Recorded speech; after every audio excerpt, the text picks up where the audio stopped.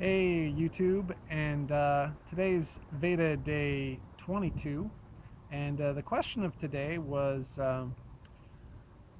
what's your favorite Snapchat account to follow?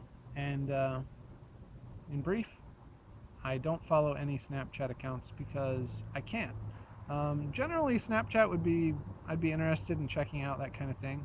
Uh, I think Skype does a lot of stuff really well, but there are some high security things that a number of apps have sprung up that do those, like they limit the amount of time that you can view an image, or they make stuff delete. One was Cyberdust, which was created by Mark Cuban and his team. So there are a lot of options and a lot of interesting things going on out there as far as little IM apps, or IM replacement apps is what I would call them. One that I use a lot is GroupMe, but once again, it's more about the social aspect of it than the high security angle. So yeah, I can't really use Snapchat because they don't make it for my platform. So I use a Windows phone, and the CEO of Snapchat was on record on Twitter a long time ago of saying, "Ha, somebody uses Windows Phone," and I don't know. It's I've spent my career developing digital content, and I've never really cared what they consume the content on. And quite honestly, as a content creator, I would like them to view it on as many different devices as possible. So, for example, if someone were, viewing my content on some phone I hadn't seen before or whatever, I'd be curious to see how it turned out. Now, that doesn't mean I'm necessarily going to make a version of my app that's customized to it, but at the very least, I'm going to try to, make my app in a way that is, not terrible on it and incompatible. So one of the nice things about Windows Phone is that when companies, like, for a really great example is Instagram. For a long time, Instagram had no app for Windows Phone. And so the developer community sprang up, and they made all kinds of really nice ones. And there's a developer named Rudy Hune. I may be mispronouncing his last name, Hyun, I believe. And he's just developed some really awesome apps using the APIs that are made available by these companies. Those allow software developers to use kind of the back-end services that are behind a lot of these apps, but the company doesn't have to make a client, we call it, or an app for every different platform. So as long as you have an API, you could make one that works in the browser. A web developer could make one that works in the browser. A mobile developer could make one that works on mobile phones. An Xbox developer could make one that works on Xbox. Any device you can think of that has a processor and a way to interact with it, theoretically you could access through the API. So the thing was, Snapchat, they didn't really provide APIs, so what you have to do in those cases is reverse engineer them. So you have to kind of trial and error is a way to think about it. And so that's what the developer community did, and they used trial and error, and they figured out how Snapchat worked on the back end, and then they were able to make some apps. And by a lot of accounts, I think it was Six Snap was the name of the app that Rudy made, and I never got a chance to check it out, but it was apparently it was awesome, and it did a bunch of stuff that the actual Snapchat app couldn't do. Well, then Snapchat, they had some security problems. They had a bunch of photos that were supposed to be private from users get hacked, and then they were put on the internet in public saying, "Ha ha ha, we got these private photos." So in reaction to that, Snapchat went and clamped down on any of these third-party users of the API. So anyone who reverse engineered it, or who all the third-party apps, a lot of people were getting punished for using the apps altogether, so their accounts would get banned. But which, that's not cool. You punish the users for something.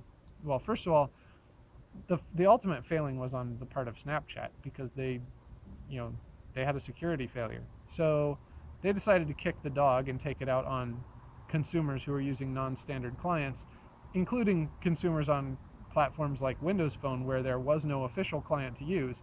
So then they also, shut down their API from unauthorized use. So that really put any of the third-party Snapchat app developers in a bind. And so on top of that, you've got, the CEO of Snapchat, essentially mocking the entire platform, which at the time was growing pretty significantly with Nokia's involvement. I think this is around 2013 he made that comment, but there's still no Snapchat app today in 2016, 3 years later. And I just, I think that if you're not going to do something, well, they also promised an API that other people could use, and to my knowledge, that's not available either, because obviously I think Rudy would have updated 6chat because it's such high demand. He'd do really well with an app. So yeah, it's I did want to talk a little bit about this whole idea of, that it's okay to not do apps for Windows Phone. I mean, it totally is okay to do that. I mean, it's up to the developer what they want to do, but is it smart? Now there are tools available, for example, the Xamarin tools that are available for free, I believe now. And so a developer using Xamarin could build an app for one platform, for example, Android, and then they could use the same code to deliver a significant portion of the application on iOS and also Windows Phone. So, and theoretically, other platforms that come up as well. I don't know that if it supports BlackBerry, for example, but there are some people out there who still use Blackberries, and you could, have BlackBerry. You could use the same method to make apps for lots of different platforms. The other thing is that when you develop a Windows Phone app, a native Windows Phone app, you end up, there's no such thing as a Windows Phone app really anymore. They're universal Windows platform apps. So for example, I made an app that I've included the link in my videos at the very bottom, and it runs in Windows 10. So if you use Windows 10, you can download it and you can watch these videos as well as follow my social media accounts, my blog. Sometimes I post something on one of those and I don't want to put it necessarily, I don't necessarily talk about it in my vlog. And a lot of times I'm not doing the vlog. So far I've only done it in April and August of this year. So there's a lot of content, mostly via Twitter, but through other channels that people might want to stay abreast of. So you can do that through the Windows 10 app, but if you're not at your PC, that Windows 10 app also works on a Windows Phone. I didn't have to do any additional coding to get that to work. It also works on tablets like the Surface tablets or any Windows 10 tablet. It works on the Surface Hub, which is a high-end business, think of it as like kind of a whiteboard on steroids with Skype integrated with it. So that's pretty impressive. Once again, I didn't have to know anything about that. It just works. It'll run on Xbox. I think they're kind of gradually releasing some of the apps that do that, but I tweeted recently that I saw in the store that it said it supported Xbox, and then that status changed back. So it looks like this is something that's going to be coming very soon. But then there are even from a layperson's standpoint, extremely futuristic devices like HoloLens, where you could, where my app also will run. So in the future, you'll come home and you'll put on HoloLens, and you'll maybe want to watch Netflix or whatever, and you could just make Netflix the size of the wall in your house or whatever, or you could be doing some gaming. But then you can also have your applications kind of pinned at various locations in your house, like on the wall, kind of like a wall clock. So I don't know, if you're a subscriber here, you could download my Windows 10 app, and then in your HoloLens you could go and pin it to the wall, and then whenever you walk by, it'd be like having, like, maybe you could put me on your refrigerator. And so it's not that you'd see me all the time, but as you walk by the refrigerator, you'd see, oh, Mark's got new stuff up. So, the whole Windows 10, it used to be that, back in like 2013 when the CEO of Snapchat made these comments on Twitter, that, yeah, you would have had to have a dedicated development team just to do the Windows Phone app. But now, if you're doing a Xamarin application, or if you just want to be available, if you want your brand to be available in all these spaces, then it's really easy to do so, especially compared with the alternative of doing it in iOS and then having another team do it in Android, or having people who are capable of doing both platforms, and then in addition to that adding Windows Phone to your plate. That's like an old-fashioned way of viewing software development for the platform. So, and really when it comes to something new and awesome like HoloLens, I mean, if your company, a lot of companies that just kind of have a, for a long time, the phrase was mobile first. So you would want to just make a mobile app. Oh, geez, there's a mosquito.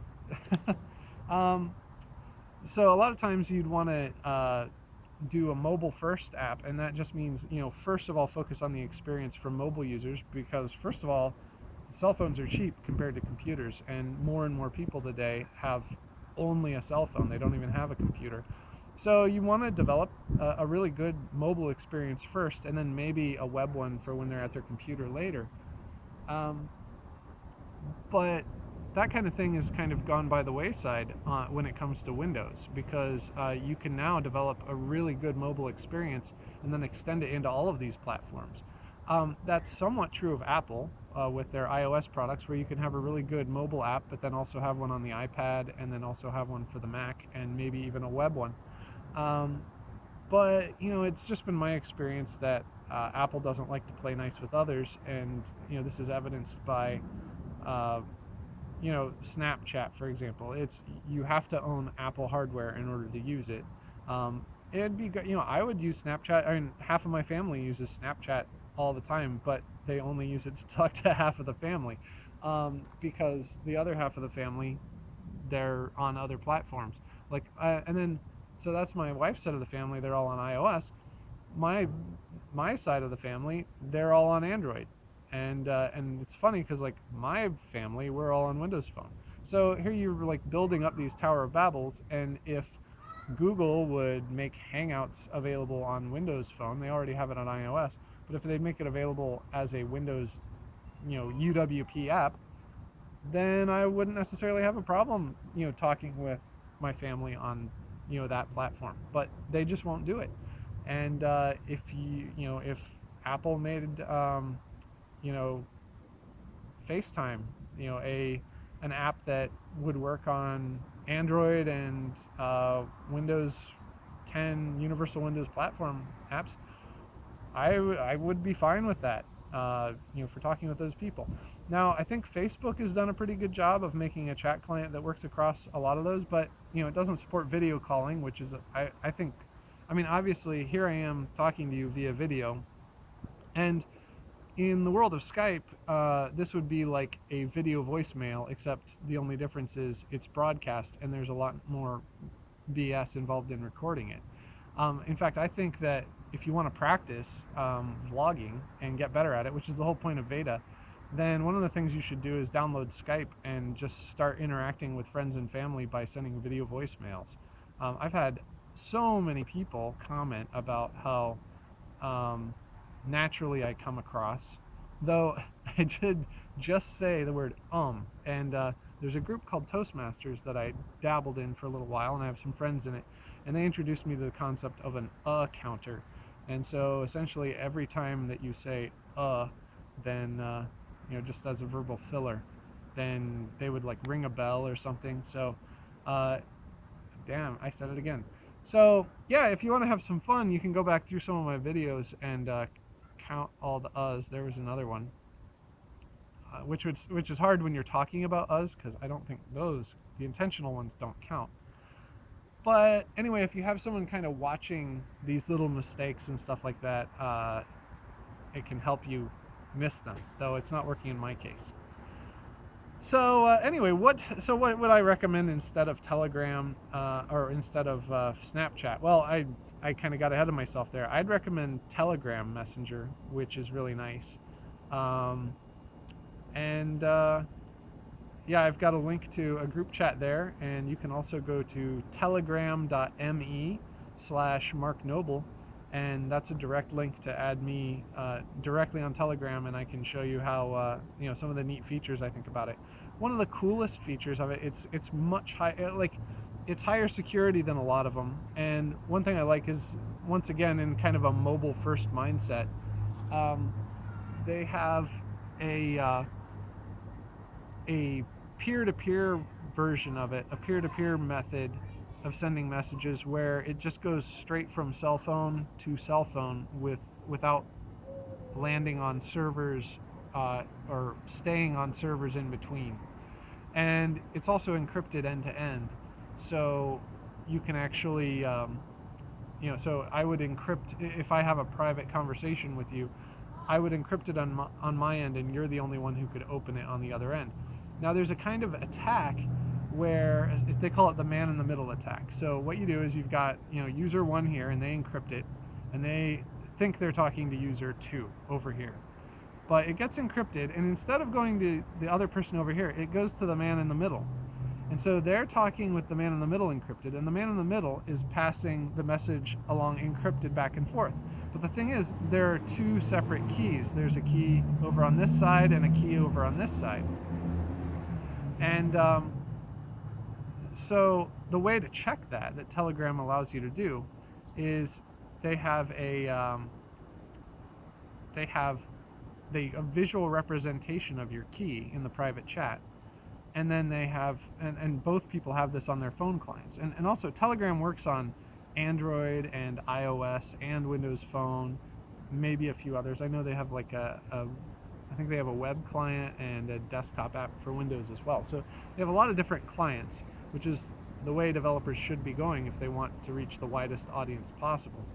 But anyway, the way they test this is you bring up a picture of what your cryptographic key looks like, and then the other person does, and you just compare them on your phone side by side, and you can just see at a glance, oh, these 2 pictures match. That means we're secure when we talk to each other. So that's a really cool feature. They also have a lot of features that I think are in Snapchat, like sending a picture and making sure that the person has their finger on the screen while it's viewed. The advantage of that is a lot of ways that someone might do they might save the picture with a screenshot or something. Those don't work when there's a finger in contact with the screen on a lot of platforms.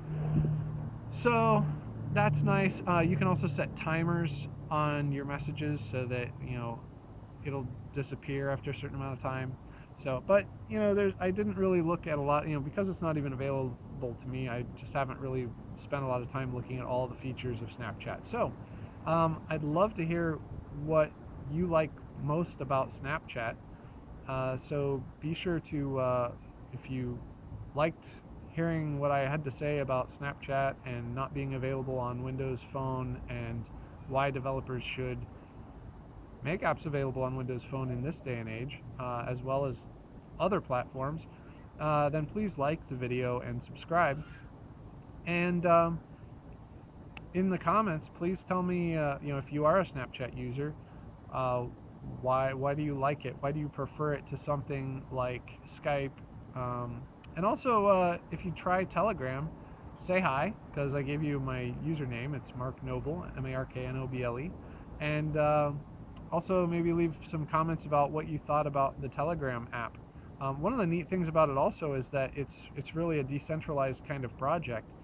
It's not based in any one country, though it was developed in Europe primarily, I believe.